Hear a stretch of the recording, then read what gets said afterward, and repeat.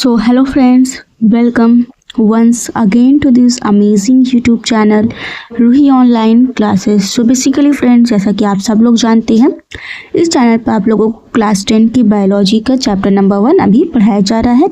ऐसे ही सारे चैप्टर्स आप लोगों को पढ़ाया जाएगा। तो आज हम लोग देखेंगे क्लास 10 का जो चैप्टर नंबर 1 है, जैव प्रक्रम। इसमें लाइन टू लाइन डेली एक एक टॉपिक, 2 टॉपिक, 3 टॉपिक, 4 टॉपिक एक वीडियो में जितना हो सकता है उतना आपको पढ़ाया जाता है नोट्स के साथ। तो जितना भी पुराना हो गया है, आगे हम लोग का जो नया टॉपिक रहने वाला है वो है खुला तथा बंद रंध्र। आगे हम लोग इसमें इसका डायग्राम देखेंगे वीडियो के एंड में कि इसका डायग्राम कैसे होता है खुला तथा बंद रंध्र का। उसके बाद इसका नोट्स में आपको लिखना क्या है, एग्ज़ाम में कैसे लिखना है, ताकि ज़्यादा से ज़्यादा मार्क्स आप इस एग्ज़ाम में गेन कर सकें। तो आगे हम लोग वीडियो में इसको लाइन टू लाइन पूरा समझे हैं और डायग्राम में भी अच्छे से इसको देखे हैं। तो ज़्यादा बातें ना करते हुए हम लोग अपना टॉपिक स्टार्ट करते हैं। और जो बच्चे नए हैं वो पहले जाके पुरानी वीडियोस को देखें। फ्रेंड्स, आज का जो हमारा टॉपिक रहने वाला था वो था खुला तथा बंद रंध्र। मतलब कि हम लोग आज यहाँ पे पर्ण रंध्र के बारे में बात करेंगे।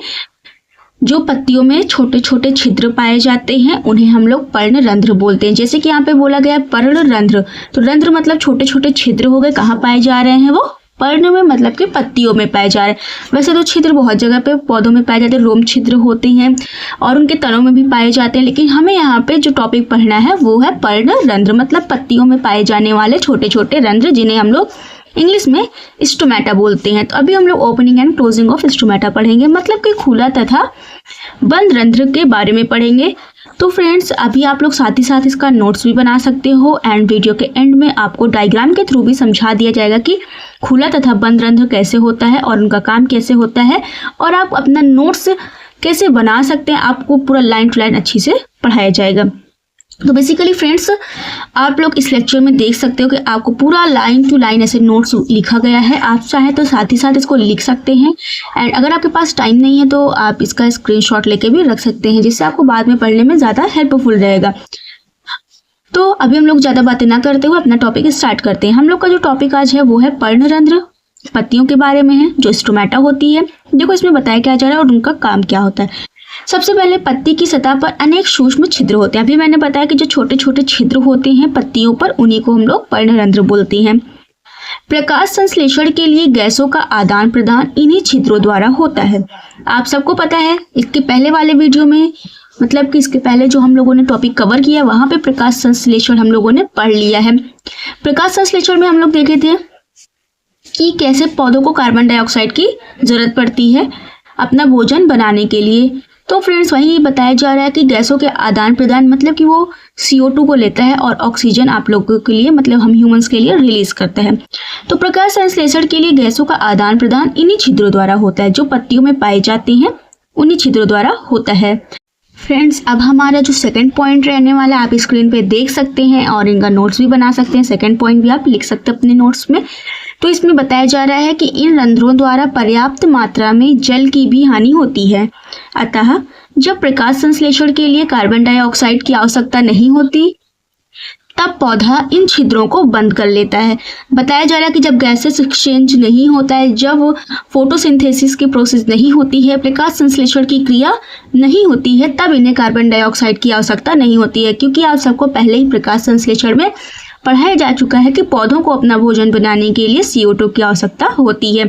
इन द केस अगर वो प्रकाश संश्लेषण की क्रिया नहीं कर रहे हैं और इन्हें कार्बन डाइऑक्साइड की आवश्यकता नहीं है तो ये अपने छिद्रों को बंद कर लेते हैं। क्योंकि आप सबको पता है कि उन्हीं छिद्रों द्वारा ही गैसों का आदान प्रदान होता है, वहीं से कार्बन डाइऑक्साइड आती है।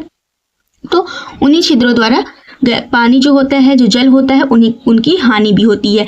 तो जल की ज़्यादा हानि ना हो इसलिए वो छिद्रों को बंद कर लेते हैं। आगे देखते हैं जो हमारा थर्ड पॉइंट रहने वाला है।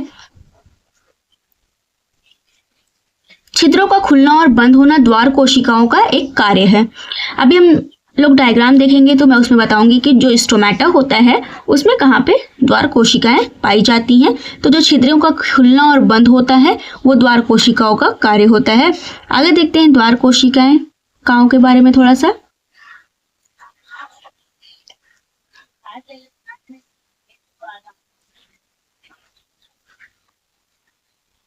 सो फ्रेंड्स, अब हम लोग देख सकते हैं कि द्वार कोशिकाओं में जब जल अंदर जाता है तब छिद्र खुल जाता है।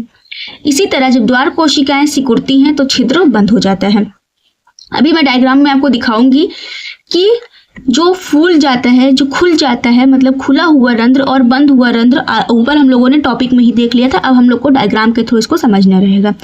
बताया जा रहा है कि जो जल होता है द्वार कोशिकाओं में, जब जल अंदर जाता है, द्वार कोशिकाओं में जो जल होता है अंदर जाता है तो वो फूल जाती है और रंध्र का छिद्र खुल जाता है। इसी तरह जब द्वार कोशिकाएं सिकुड़ती हैं तो छिद्र बंद हो जाता है, मतलब उसमें से पानी निकल जाता है। आगे हम लोग देखेंगे इसका डायग्राम, जो यहाँ पे बताया जा रहा है कि रंध्र खुल जाता है और बंद हो जाता है। तो हमें देखना है कि खुला हुआ रंध्र और बंद हुआ रंध्र कैसे दिखाई देता है। तो फ्रेंड्स, ये है हमारा खुला रंध्र और बंद रंध्र का चित्र। तो आप इसमें देख सकते हैं डायग्राम में रंध्र छिद्र जहाँ पे नेमिंग हुई है।